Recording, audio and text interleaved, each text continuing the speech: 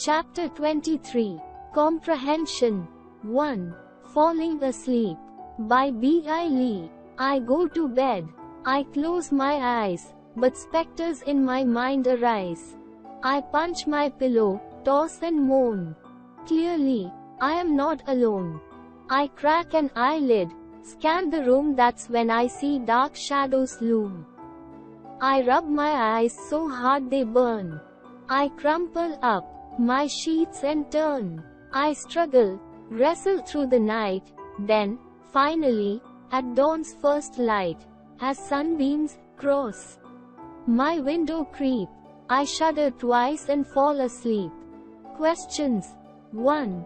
Why can't the person in this poem fall asleep? A. He or she is not tired. B. He or she is feeling afraid. C. He or she is in an uncomfortable bed. D. He or she is worried about school. 2. How long does the person in the poem stay awake in bed? A.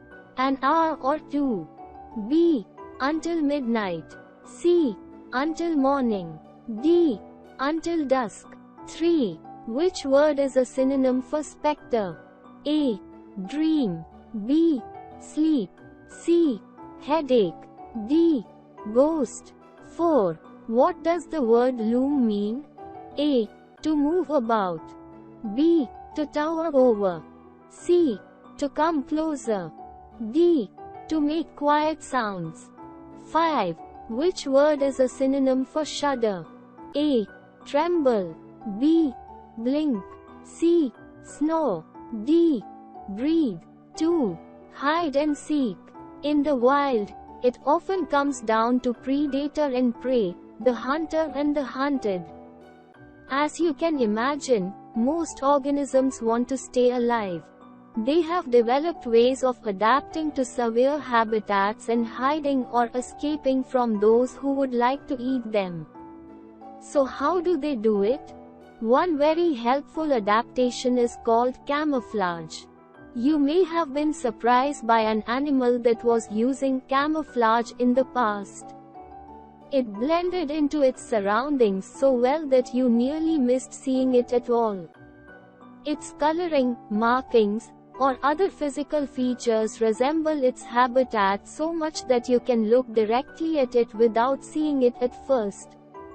This is often good enough to fool a predator that is scanning an area to look for food.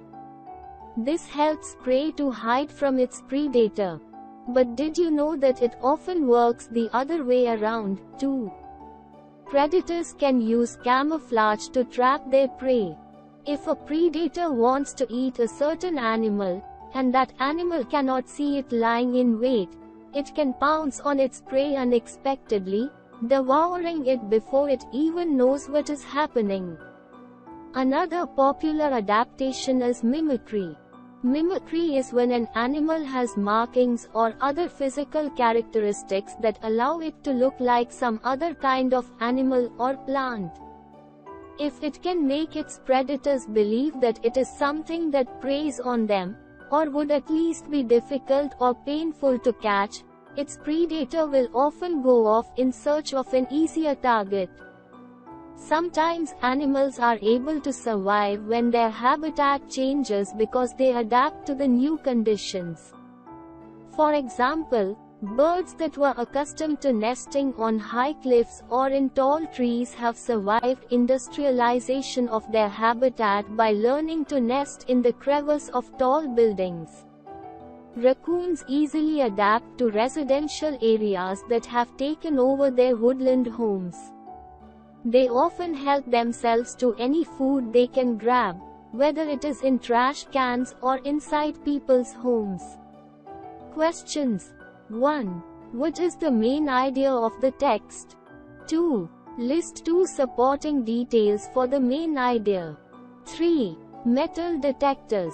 Read the following passage and answer the questions that follow. Refer to the text to check your answers when appropriate. Have you ever been to the beach? Did you see a man with a headset pointing a long pole at the ground? If so, You might have seen a person using a metal detector. People use these devices to find metal. Metal detectors make magnetic waves. These waves go through the ground. The waves change when they hit metal. Then the device beeps. This lets the person with the device know that metal is close. The first metal detectors were meant to help miners. They were big. They cost a lot of money. They used a lot of power.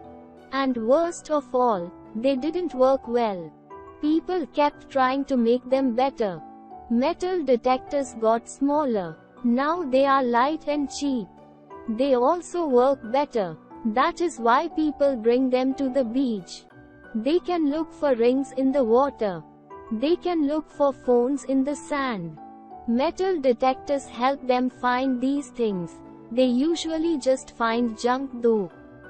Metal detectors also protect people. They help to keep guns out of some places.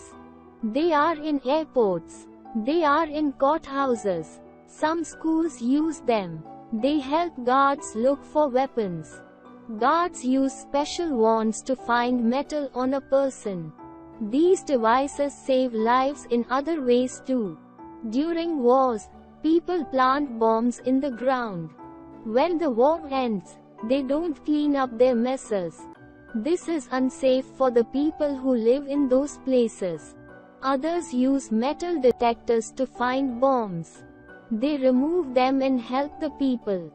These devices also make clothes safer. It sounds funny, but it's true. Most clothes are made in big factories. There are lots of needles in these places. Needles break from time to time. They get stuck in the clothes. They would poke people trying them on. They don't though. That's because our clothes are scanned for metal. Isn't that nice? Let's hear it for metal detectors. They make the world a safer place. A. Questions. 1. Which was not one of the problems with the first metal detectors? A. They were too big. B. They were too expensive. C. They didn't work well. D. They were unsafe. 2. Which best describes the main idea of the second paragraph? A. It describes the sounds of a metal detector. B. It explains how metal detectors work. C. It warns about the effects of metal detectors. D. It explains how magnetic waves move. 3. How do metal detectors make clothing safer? A. Metal detectors make sure factory machines are working the right way. B. Metal detectors make sure workers don't bring weapons into factories. C. Metal detectors make sure that broken needles don't get into clothing. D.